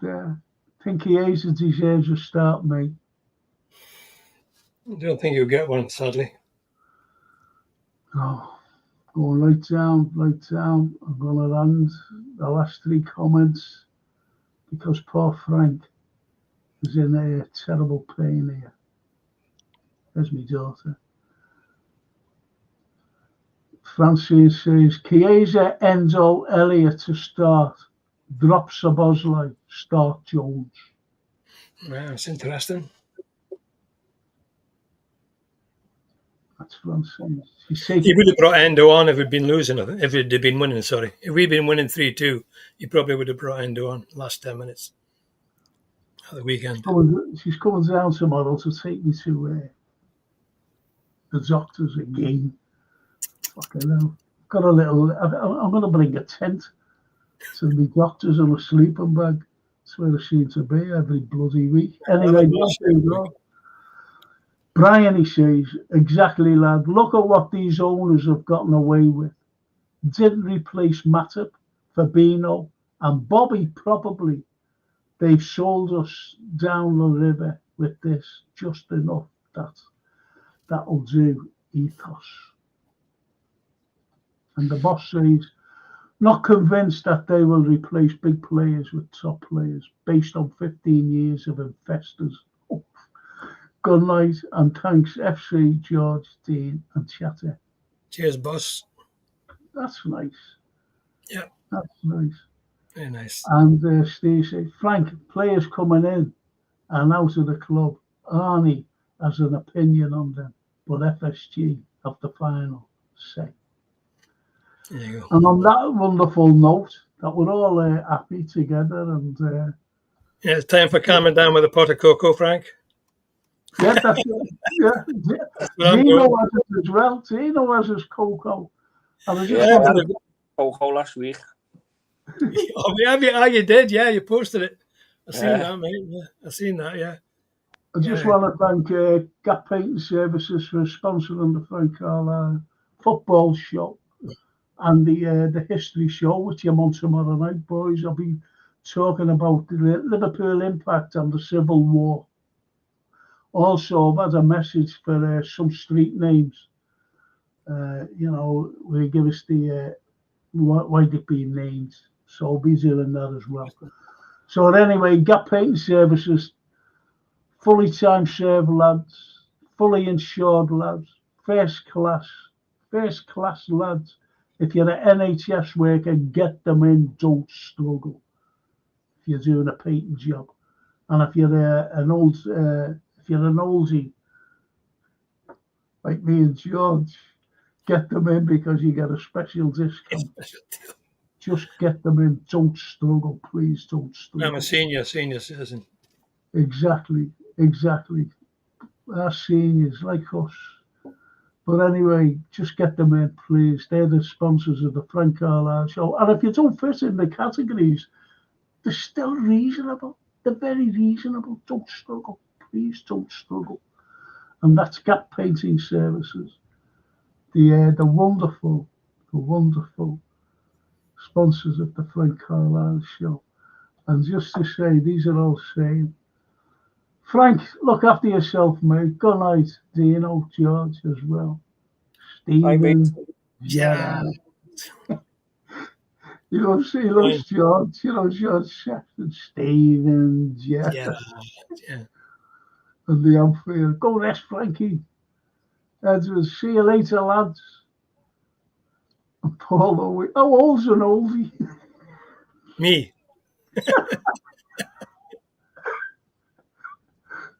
And he's still alive, that's amazing. It's not like how old's a youngie, is it? Like, I've been searching for a good painter, Frank Love. Shankly used to say, in China, they only start at 80. The Prime Minister, Chow En-lai.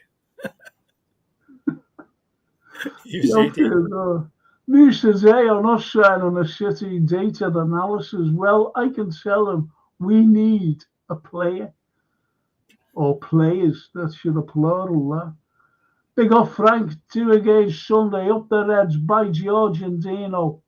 Keep the faith, mate. Keep the faith. Yeah. He's the greatest of all Coppites, that lad, Callum. Greatest of all. But then again, he's marching down Anfield Road. Can't be bad. Love it. Can't be bad. And the Anfield. Good show, well done. The great front three for the Liverpool. Frankie, George and Dino. And 3 thumbs up. Nice one, Law, mate. I'm taking the penalties. I wonder who gets sent off first. I think that'll be Dino, definitely. Therefore, be Frank not getting sent off. You might get the red card, Frank. You're the most aggressive. Frank's like the great. It's all. I've got to liven it up.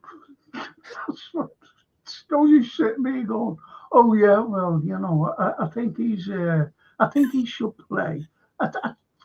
Know what I mean? I think Arnie's doing a wonderful job, you know. Isn't he great? It needs. We wouldn't like that, Frank. We wouldn't like that. Hey, Brian's asking about golf. I must tell you this. 80 years of age, mate. I beat 263 golfers the other day. Won a big charity competition at the weekend. Prostate cancer. Won £60. First prize on a Friday. Overall, number 3. So there you are. That's my answer to Brian there. It says Brian, isn't it? Yeah. Brilliant, George. That is absolutely brilliant. Yeah, I was absolutely thrilled, when the announcers came out. Yeah, 3rd out of 260. Congratulations on that. Yeah, and just 2,000 for prostate cancer. Just to remind people, we'll be back on Thursday. I'll be doing a history show. I'll be doing the tomorrow, that is. On Friday, I'm doing the current affairs, which a lot needs to be said, to be honest.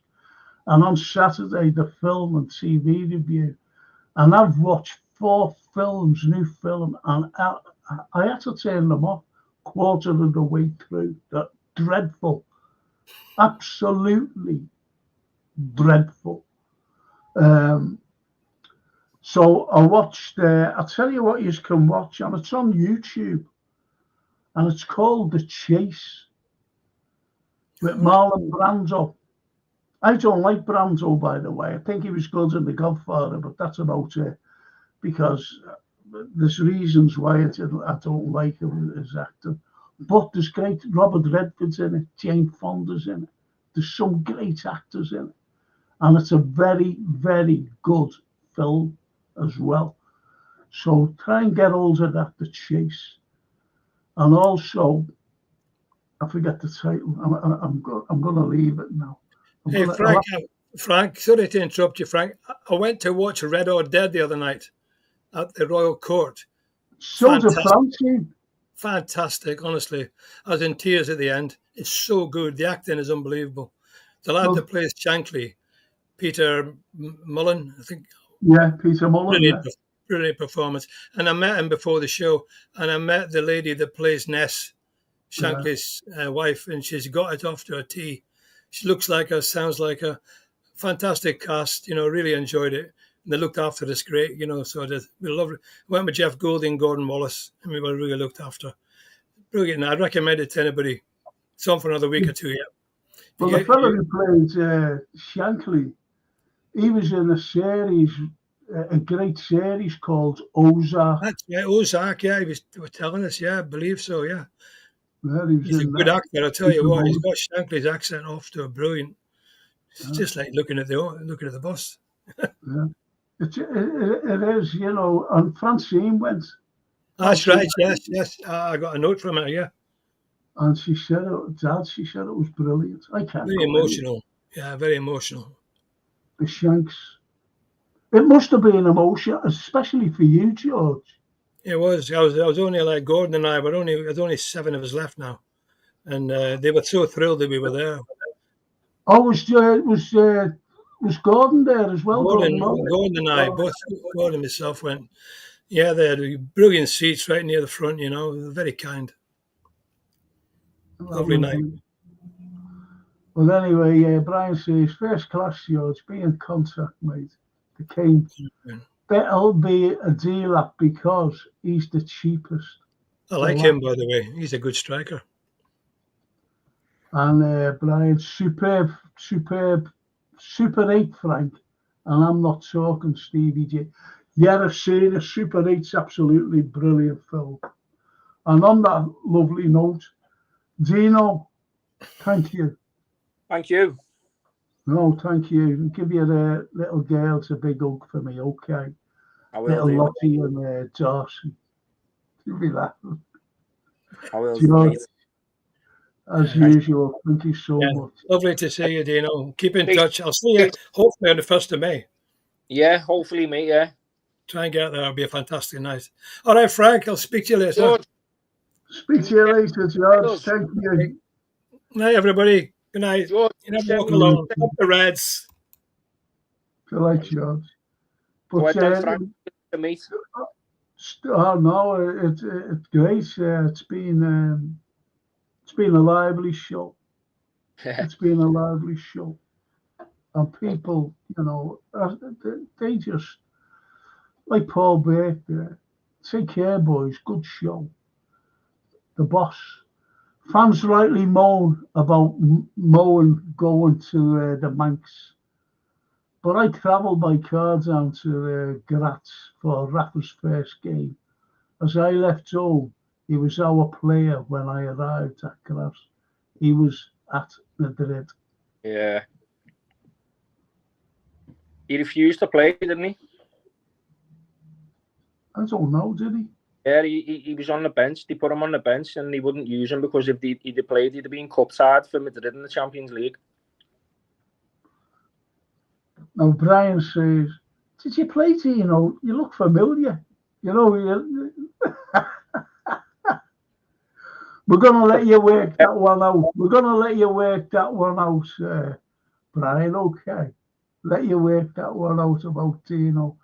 And it's just for me to say a special thanks to our George and to you, Dino.